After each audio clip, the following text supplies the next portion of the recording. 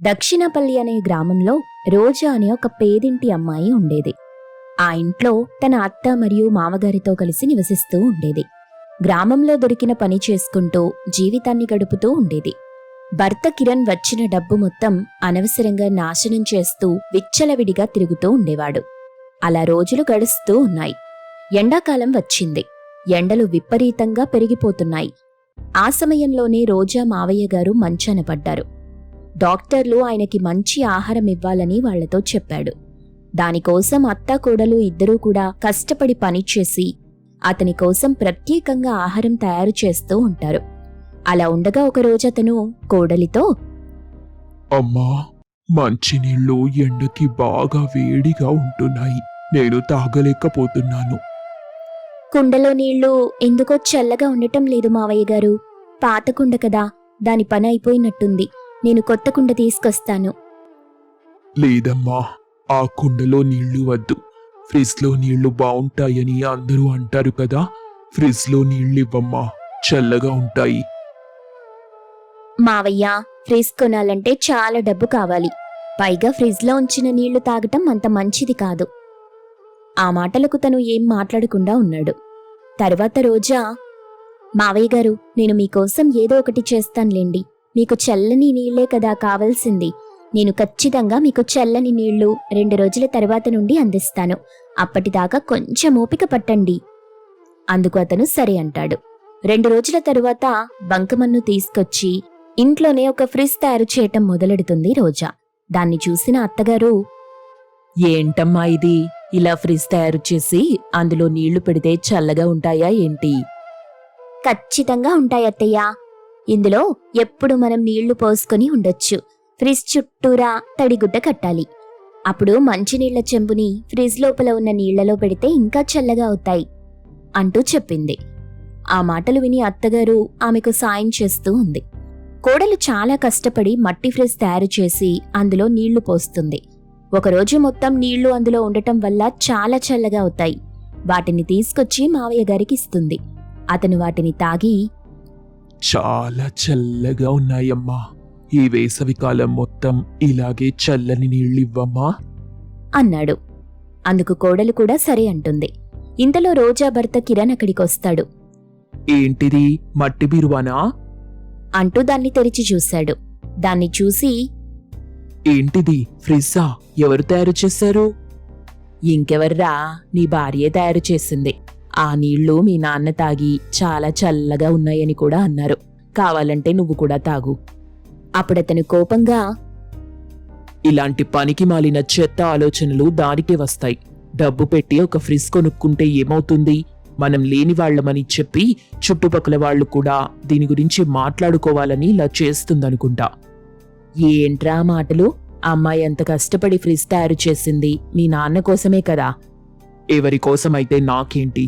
ఎవరైనా పొరపాటున మన ఇంటికి వస్తే దీన్ని చూస్తే ఖచ్చితంగా వాళ్ళు దీని గురించి మాట్లాడుకుంటారు. అయ్యో పాపం, మొగుడు డబ్బు కూడా ఇవ్వటం లేదు కాబట్టి ఇలా చేసుకుంటున్నారు అని నన్నే అంటారు. నన్ను అవమానించడం కోసమే ఇదంతా చేస్తుందది. లేదండి, ఇదంతా మిమ్మల్ని అవమానించడం కోసం కాదు. నాకున్న జ్ఞానంతో అలా చేశానంతే. ఇక వాళ్ళిద్దరి మధ్య మాట పెరిగింది. ఇంట్లో చాలా పెద్ద గొడవై అతను కోపంతో మట్టి ఫ్రిజ్ మొత్తాన్ని నాశనం చేసేశాడు. దాన్ని చూసి రోజా చాలా ఏడుస్తుంది. మావయ్య కూడా బాధపడుతూ, ఒరేయ్, ఎంత పని చేసావురా? అమ్మాయి అంత కష్టపడి చేసింది, ఎందుకిలా చేసావు? కష్టపడి చేసింది బాగానే ఉంది. ఎందుకోసం చేసింది? నన్ను అవమానించడం కోసమే. అది ఎవరికీ కనిపించదా అని చాలా కోపంగా అక్కడి నుండి వెళ్ళిపోతాడు. రోజా చాలా బాధపడుతూ ఉంటుంది. ఇక ఆ రోజలా గడిచిపోతుంది. మరుసటి రోజు ఉదయం రోజా మళ్లీ తిరిగి ఆ మట్టి ఫ్రిజ్ తయారు చేస్తూ ఉంటుంది. అప్పుడే అక్కడికి కాంతం అనే ఆవిడ వస్తుంది. దాన్ని చూసి, అయ్యో, ఎంత కష్టపడుతున్నావమ్మా నువ్వు. కనీసం ఇంట్లో అన్నీ తీసుకోవడానికి వీల్లేకుండా అయిపోయింది నీ బ్రతుకు. ఏంటో నీకీ కర్మ. నీ భర్త సరిగ్గా ఉంటే ఈ కష్టాలుండేవి కాదుగా. ఆ మాట వినగానే రోజా చాలా కోపంగా, ఎవరు చెప్పారండి మీకు మా ఆయన సరిగ్గా లేరని? మీకు తెలీదనుకుంటా. మా ఆయనే మా కుటుంబాన్ని పోషిస్తున్నారు. అయినా ఫ్రిజ్ కొనుక్కోవడానికి మా దగ్గర డబ్బు లేక కాదు. వాటి వల్ల లేనిపోని రోగాలొస్తాయి. అదే మట్టి ఫ్రిడ్జ్లో మంచినీళ్లు తాగితే ఆరోగ్యంగా ఉంటారు. అందుకే ఇంత కష్టపడి చేస్తున్నా. కుండలొస్తున్నాయి కదమ్మా, అవి తీసుకోవచ్చుగా. ఎక్కడొస్తున్నాయండి కుండలు, వస్తే తీసుకునేవాళ్ళం కదా అని మాట్లాడుకుంటూ ఉంటారు. దాన్నంతా తన భర్త వింటాడు. అతను తన మనస్సులో, నా భార్యని నేను చాలా తప్పుగా అర్థం చేసుకున్నాను. తన స్వభావం ఏంటో ఇప్పుడే నాకు అర్థమైంది. ఇక నుండి నా వాళ్ళని నేను కష్టపెట్టను. అని అక్కడి నుండి వెళ్ళిపోతాడు. ఇక అతను కష్టపడి పనిచేసి డబ్బు సంపాదిస్తూ ఉంటాడు. సరిగ్గా 1 రోజులు గడిచిపోయాయి. అతను ఇంటికి రాకపోవడంతో తల్లి భార్య ఇద్దరూ కూడా చాలా బాధపడుతుంటారు. 1 రోజుల నుండి వాడెక్కడికి వెళ్ళాడో తెలియట్లేదు. నాకు చాలా భయంగా ఉంది. నాకు కూడా చాలా భయంగా ఉందత్తయ్యా. కనీసం 4 రోజులకొకసారైనా ఇంటికొచ్చేవారు. ఇప్పుడు 1 రోజులైనా ఇంటికి రాలేదు అని చాలా బాధపడుతున్నారు. అలాంటి వాడు ఇంటికి రాకపోతే సంతోషించాలి గాని మీరెందుకు బాధపడుతున్నారు? వాడింటికి వచ్చినా ఉపయోగం లేదు, రాకపోయినా నష్టమేం లేదు. నిజం చెప్పాలంటే వాడొస్తేనే ఇంట్లో ఏదో ఒక గొడవ. అలాంటప్పుడు మీరెందుకు వాడి గురించి అంతగా బాధపడతారు? మీరూరుకోండి. ఎంతవాడు మనల్ని బాధ పెట్టినా సరే మనకి కొడుకు కాకుండా పోతాడా? మీరలా మాట్లాడ్డమేం బాగోలేదు. అని అలా అంటూ ఉండగానే ఇంతలో ఒక వ్యాన్ అక్కడికి వచ్చి ఆగింది. అందులో చాలా సామగ్రి ఉంది. Washing machine, fridge, cooler, grinder, mixie, ఇలా అన్ని వస్తువులు ఉన్నాయి. అవన్నీ కూడా 2 వ్యక్తులు లోపల పెడుతుంటారు. వాళ్ళంతా ఆశ్చర్యంగా చూస్తూ, ఏంటిదంతా, ఎవరు పంపారివన్నీ అని అడుగుతుంటారు. అప్పుడే అక్కడ ఉన్న కిరణ్ డబ్బిచ్చి వాళ్ళని పంపించేశాడు. దాన్నంతా చూసి వాళ్ళందరూ ఆశ్చర్యపోతారు. కిరణ్ అప్పుడే అక్కడికొచ్చి, అమ్మా, కొడుకుగా నా బాధ్యత ఏంటో నాకు గుర్తొచ్చింది.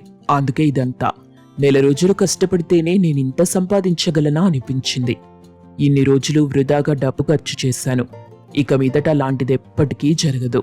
అమ్మా, మిమ్మల్ని అందరినీ బాగా చూసుకుంటాను అని ఏడుస్తూ తల్లితో చెప్తూ భార్య రోజాతో, రోజా, నన్ను క్షమించు. నిన్ను చాలా బాధ పెట్టాను. ఇక మీదట నా వల్ల నీకు ఎలాంటి నష్టమూ జరగదు. నువ్వు పనికి వెళ్లాల్సిన అవసరమూ లేదు. ఇంట్లోనే ఉండు. ఇంటిని చక్కబెట్టుకో చాలు. తండ్రి దగ్గరికి కూడా వెళ్లి క్షమాపణ చెప్తాడు. దాన్నంతా చూసి వాళ్ళు చాలా సంతోషిస్తారు. అప్పుడు రంగయ్య, అమ్మాయి, మీ ఆయన ఫ్రిడ్జ్ తీసుకొచ్చాడు కదా అని నాకు అందులో నీళ్ళు ఇవ్వకు. మట్టి ఫ్రిడ్జ్లో నీళ్లే ఇవ్వు. అవే నాకు చాలా బాగున్నాయి. సరే మావయ్య, అలాగే చేస్తాను. ఇక ఆ రోజు నుండి వాళ్ళు చాలా సంతోషంగా జీవితాన్ని గడుపుతుంటారు. కిరణ్ మనసు మార్చుకున్నందుకు వాళ్ళెంతగానో సంతోషిస్తారు. ఇక వాళ్ళ జీవితం పూర్తిగా మారిపోయింది. వాళ్ళు చాలా సంతోషంగా ఉంటారు. రోజులలా గడుస్తున్నాయి. ఒకరోజు కాంతమ్మ వాళ్ళింటికొస్తుంది. ఇంట్లో అన్ని వస్తువులు చూసి ఆశ్చర్యపోతూ, రోజా, ఇవన్నీ మీ ఆయనే తీసుకొచ్చాడా? అప్పుడు రోజా అవునని సమాధానం చెప్పగా కిరణ్ అప్పుడే అక్కడికొచ్చి, ఆ పిన్ని, ఇవన్నీ నేనే తీసుకొచ్చాను. మీకెప్పుడైనా ఏదైనా కావాలంటే ఇక్కడి నుండి తీసుకొని వెళ్ళొచ్చు. మొహమాటం అస్సలు పడద్దు. ఇది మన ఇల్లే కదా. ఆ మాట వినగానే కాంతమ్మ చాలా ఆశ్చర్యపోయింది. ఎప్పుడూ పలకరించని అతను పలకరించి మాట్లాడడం ఆమెకి చాలా బాగా అనిపిస్తుంది. ఆమె అతనితో సరే అని సమాధానం చెప్పింది. అతను బయటికి వెళ్లిపోయిన తరువాత, అమ్మాయి రోజా, మీ ఇంట్లో మట్టి ఫ్రిడ్జ్ ఉంది కదా, అది మాకు కూడా ఒకటి కావాలి. ఫ్రిడ్జ్లో నీళ్లు తాగి మాకు జలుబు చేసింది. చిన్నపిల్లలు కూడా ఇంట్లో ఉన్నారు కదా, అందుకని ఈ ఎండాకాలానికి చల్లని నీళ్లు లేకపోతే అసలు నీళ్లు తాగలేకపోతున్నాం. మా ఆయదారి కుండలున్నాయంటే ఉపయోగం కూడా లేకుండా పోయింది. కొంచెం సాయం చెయ్యమ్మా. పిన్నిగారు, మీరేం బాధపడద్దు. మీరు బంకమన్ను తీసుకురండి, నేను మీకు ఫ్రిడ్జ్ తయారు చేసి పెడతాను అంది. ఆ మాటలకి ఆమె కూడా సరి అంది. ఈ కాంతమ్మ కూడా ఫ్రిడ్జ్ తయారు చేసి ఇవ్వడంతో సంతోషిస్తుంది. చుట్టుపక్కల వాళ్ళందరూ కూడా అలాంటి ఫ్రిడ్జ్ తయారు చేయమని ఆమెనింటికి పిలుస్తూ ఉంటారు. వాళ్ళందరికీ కూడా ఆమె సాయం చేస్తుంది. అప్పుడు వాళ్ళంతా ఆమె పేరు చెప్పుకుని సంతోషంగా ఉంటారు. వాళ్ళ సంతోషం చూసి రోజా కూడా చాలా సంతోషిస్తుంది. ఏదేమైనా కోడలు తయారు చేసిన ఒక మట్టి ఫ్రిడ్జ్ వాళ్ళ కుటుంబ పరిస్థితి మొత్తాన్ని మార్చేసి వాళ్ళ కుటుంబాన్ని సంతోషంగా ఉండేలా చేసింది. ఓసే కోడలా, ఇంకెంత దూరం నడవాలే? పైన చూసావా? ఆకాశంలో సూర్యుడు నిప్పుల వర్షం కురిపిస్తున్నాడే. ఎక్కడో ఫ్రీగా భోజనం పెడుతున్నారని ఈ వయసులో నన్ను ఎంతలా నడిపించడం మంచిదేనా చెప్పు? అయ్యో అత్తయ్య, అసలు మీ విషయంలో ఇది కూడా ఎండేనా చెప్పండి? అయినా మనం ఇంకొద్ది దూరం నడిచామనుకోండి, మనకి ఈ పూట భోజనం దొరుకుతుంది. ఇంట్లో ఒక్క వంట సామాను కూడా ఖర్చే అవ్వదు. అబ్బా, నీ పిసినారితనంతో ఈ రోజు నా తల ప్రాణం తోక్కొస్తుంది అని లోపలే తన కోడలి పిసినారితనం గురించి తిట్టుకుంటూ ఆ ఎండలో నడవసాగింది రాధమ్మ. అబ్బా, త్వరగా నడవండి అత్తయ్యా, మళ్ళీ అక్కడ భోజనం అయిపోతుంది కావచ్చు. పదండి పదండి. అలా పద్మ తన పిసినారితనంతో తన అత్తయ్యని నడిపించి తీసుకెళ్ళింది. అలా కొంత దూరం వెళ్ళాక ఒక గుడి దగ్గర అన్నదానం జరుగుతూ ఉంటుంది. అది చూసి పద్మ, అదిగో అత్తయ్య, వచ్చేసాం. అమ్మయ్య, వచ్చేసామా? ఈ నడిచేదేదో తిరుమలకు నడిచినా ఎంత పుణ్యం వచ్చేది. సరే పద, ఎల్లి లైన్లో నిలబడదాం. అవసరం లేదత్తయ్యా, ఇక్కడ మనకి ఫ్యాన్స్ ఉన్నారు, వాళ్ళే చూసుకుంటారు.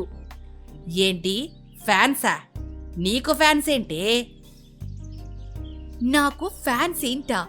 బంగారం విలువ మట్టికేం తెలుసన్నట్టు ఎప్పుడు నేను మీ పక్కనే ఉంటున్నా కాబట్టి నా గురించి మీకు తెలీదు అంటూ పద్మ తన అత్తయ్యతో మాట్లాడుతూ ఉండగా అప్పుడే వారి దగ్గరికి సరోజ అని ఆవిడొచ్చింది.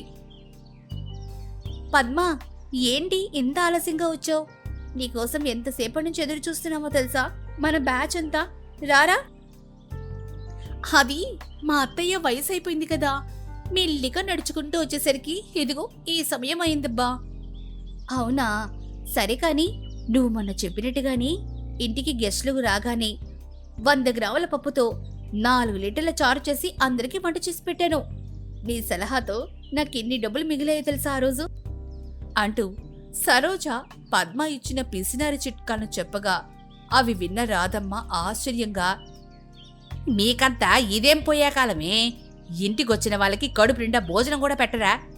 పైగా ఇది మీకు పిసినారితన సంఘానికి అధ్యక్షురాలొకటి అని తిట్టుకుంటూనే కడుపు నిండా భోజనం చేసింది రాధమ్మ. ఇక మళ్లీ తిరిగి ఇంటికి ప్రయాణం మొదలు పెట్టాలని అనుకున్నప్పుడు రాధమ్మ పద్మతో, ఓసే కోడలా, నేను కడుపు పగిలిపోయేలా ఫుల్లుగా తిన్నానే, భుక్తాయాసంగా ఉంది, మనం ఏదైనా ఆటోలో ఇంటికి వెళ్దామబ్బా అంటూ ఒక చెట్టు నీడన కూర్చొని పద్మని అడుగుతూ ఉంది. అప్పుడు పద్మ, అయ్యో అత్తయ్య, మీకు నేను ఎన్నిసార్లు చెప్పాను అత్తయ్య తినగానే కూర్చోకూడదని. అయినా ఇలా తిన్నప్పుడు చక్కగా నడిస్తే మంచిగా తిన్నదంతా అరుగుతుంది. అదేంటే కోడలా, వచ్చేప్పుడు ఆటోకు వద్దామని అడిగితే నడిస్తే ఎక్కువ ఆకలి వేసి ఎక్కువగా తింటామని చెప్పి నడిపించావు. అమ్మో, ఇప్పుడేమో తిన్నది అరగాలని చెప్పి నడవమని చెప్తున్నావు. నా వల్ల కాదే ఈ ఎండలో నడవడం. అత్తయ్యా, ఏంటి మీరు మరీను? మీరిలా తిన్న వెంటనే నడవకుంటే మీకు హార్ట్ స్ట్రోక్ లాంటివి వస్తే ఎలా చెప్పండి? మీ ఆరోగ్యమే నాకు ముఖ్యం కదా అంటూ పద్మ రాధమ్మని బలవంతంగా నడిపించుకుంటూ తీసుకువెళ్తుంది. నాకు తెలిసే, నా ఆరోగ్యం పైన కాదు నీ శ్రద్ధంతా, ఎక్కడ 1 రూపాయి ఖర్చు అయిపోతుందో అనే కదా నీ బాధ అని అనుకుంటూ చేసేదేమీ లేక ఆ ఎండలో తన కోడలతో కలిసి నడక ప్రారంభించింది. అలా వారు కొంత దూరం నడిచాక రాధమ్మకి బాగా దాహం వేస్తుంది. ఓసే కోడలా, అమ్మ వద్దు వద్దు అంటే మళ్ళీ మళ్ళీ దొరుకుతుందా ఈ బగారా అన్నం? ఇంట్లో చేసుకుంటే ఎంత ఖర్చు, ఇప్పుడేమో గొంతారిపోయే దాహం వేస్తుంది. కనీసం ఏదైనా షాపులో ఒక వాటర్ బాటిల్ అయినా తీసుకోవే కోడలా అని అడిగింది రాధమ్మ. అప్పుడు పద్మ, అమ్మో వాటర్ బాటిలే? అయినా అసలు నీళ్లు కూడా కొనుక్కొని తాగడం ఏంటత్తయ్యా? అయినా మీకు తెలుసా, ఈ వాటర్ బాటిల్స్లోని నీరంతా మంచిది కాదంట. ఏంటది?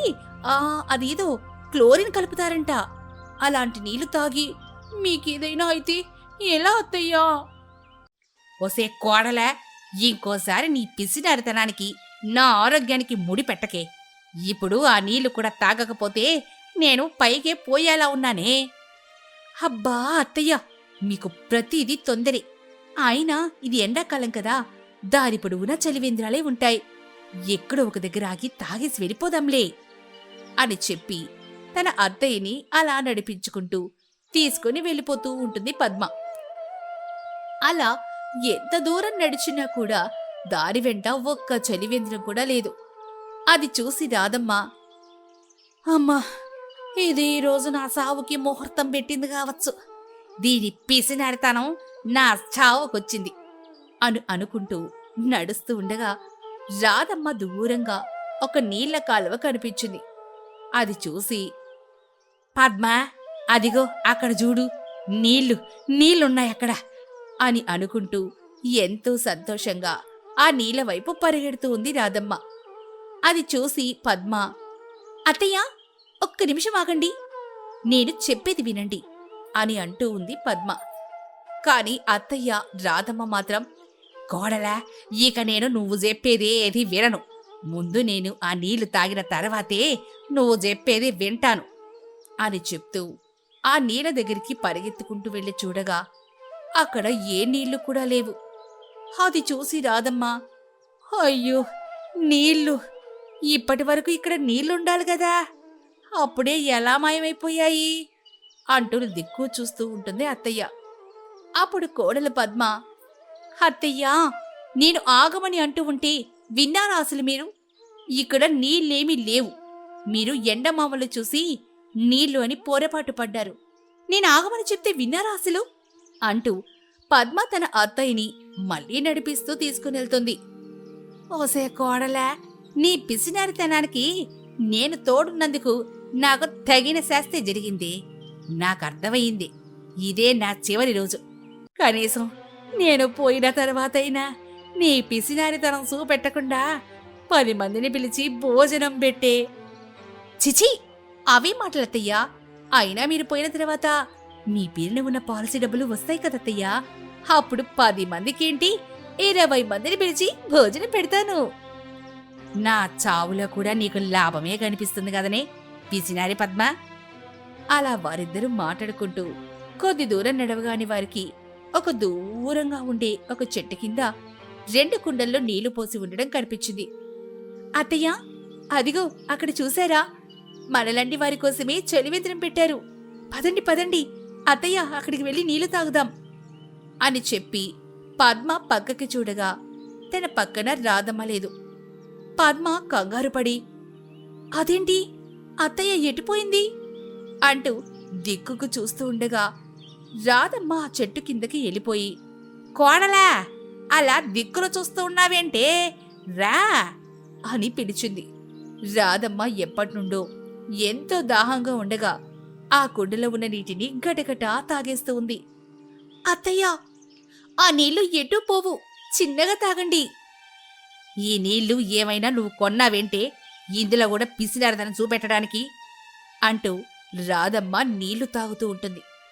అప్పుడు వెంటనే రాధమ్మ ఒక్కసారిగా అక్కడే కుప్పకూలిపోయింది. అది చూసి పద్మ కంగారు పడిపోయి వెంటనే తన అత్తయ్యని దగ్గరలో ఉన్న ఒక డాక్టర్ దగ్గరికి తీసుకునెళ్ళింది. డాక్టర్ రాధమ్మని పరిశీలించి తనకి వైద్యం చేశాడు.